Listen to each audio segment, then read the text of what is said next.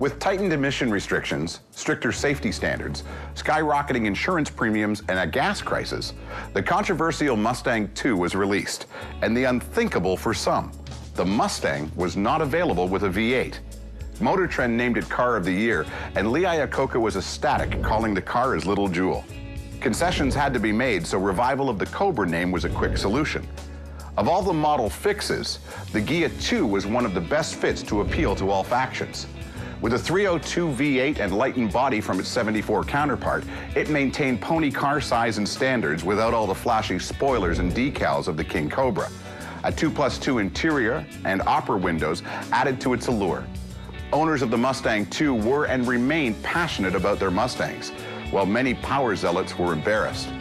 One element can't be denied.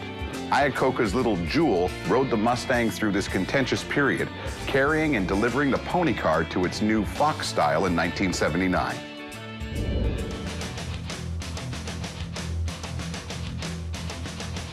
We took a production-type core support that we use on our other Mustangs that we build. I altered it a little bit for the DSC2 car, and then took the pattern that he brought over, checked it on the core support. He made a few changes, and then we turned it into what you're seeing today. Thank you, sir. There you go.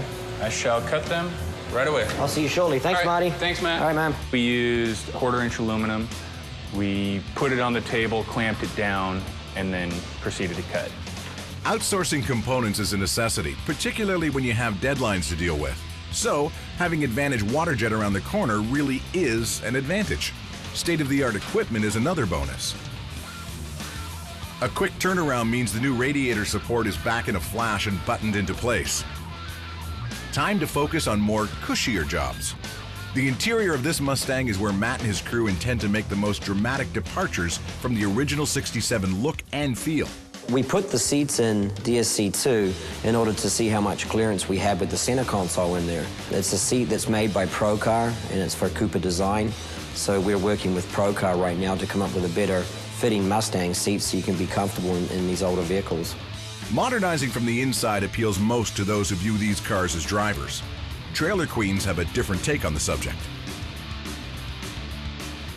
And then we had Louis, he was working on the fiberglass part of the dash today, cutting out all the holes for the gauges and the AC vents.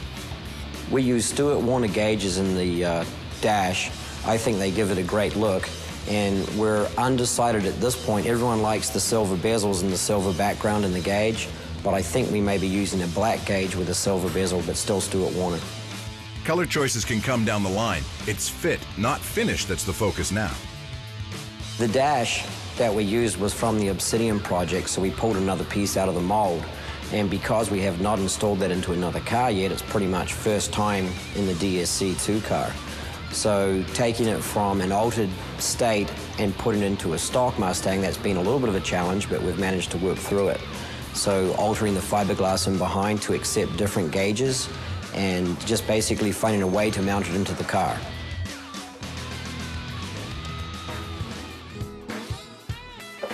This is awesome. This is a brand new I Did It tilt steering column. 67 Mustang did have kind of a rear option for the steering column. It was a tilt away, so instead of it actually tilting up and down like this, when you open the door, the steering column would tilt away from you so that you could go and get into the seat a little bit easier. But in this case, the tilt up and down is what we're really looking for. We basically put it through the lower ball support that we installed earlier on in the day, and then just mounted it up to the bottom of the dash using the stock hardware, and it went in very easy. They did it or I did it. Either way, it's the right part.